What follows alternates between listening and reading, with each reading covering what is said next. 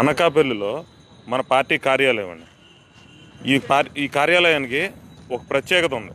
అదేంటంటే ఏ నాయకుల సాయం లేకుండా కేవలం కార్యకర్తలు, పార్టీ అభిమానులు మాత్రమే వాళ్ళంతా వాళ్ళగా 10 మంది కలిసి తాపి మేస్త్రుల దగ్గర నుంచి, ఇటుక దగ్గర నుంచి, సిమెంట్ దగ్గర నుంచి ప్రతిదీ వీళ్ళంతా వీళ్ళగా అనుకుని చేసి ఇంత కార్యాలయాన్ని కట్టారు ఇక్కడ ఈ స్థలంలో.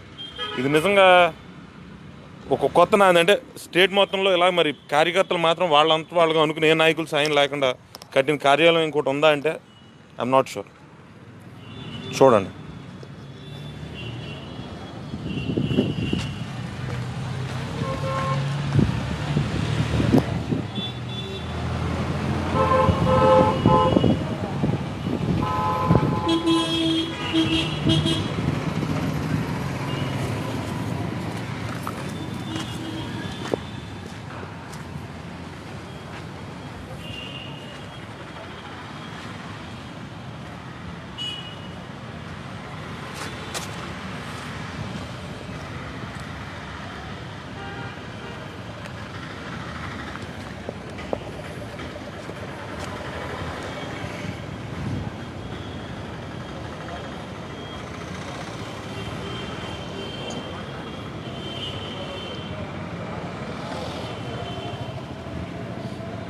దేశ జెండా ఉండి ఒకే ఒక్క కార్యాలయం మన కార్యాలయం అండి.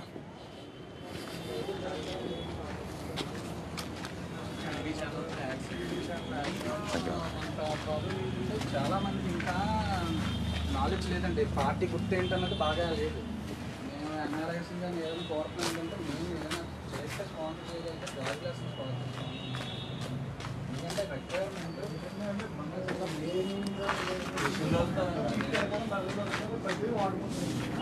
ఇక్కడ ఏంటంటే గోల్డ్ ఇవి ఎలా ఉన్నాయి, ఇంకా కన్స్ట్రక్షన్లో జరుగుతున్నాయి అంటున్నారు.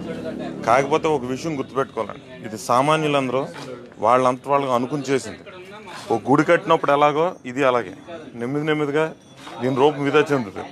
కాకపోతే ఇంతమంది స్వచ్ఛందంగా వచ్చి చేయటం అనేది గొప్ప విషయం. దాన్ని అర్థం చేసుకోవాలి. ఈ స్థలం ఎక్కడదండి?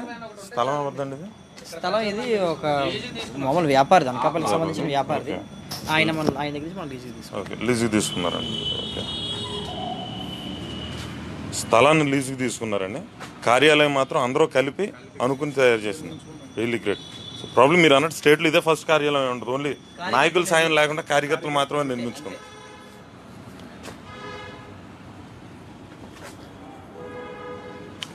ఇలాంటి ఒక ఇనిషియేషన్ ఎవరికాళ్ళు ఆలోచించి నాయకులు రావాలి, నాయకులు వస్తూనే అవుతుంది అనేది కాకుండా మనం చేయగలం. పార్టీకి మనంతట మనంగా ప్రతి కార్యకర్త ఒక నాయకుళ్ళ తయారై చేయాల్సిన పనులండి. ఇది ఒక ఆదర్శంగా నిలవాలని, స్టేట్ మొత్తానికి ఇది ఒక ఆదర్శంగా నిలవాలని కోరుకుంటున్నాం. ఒక మెరుగైన సమాజం కోసం. జనసేన జై జనసేన.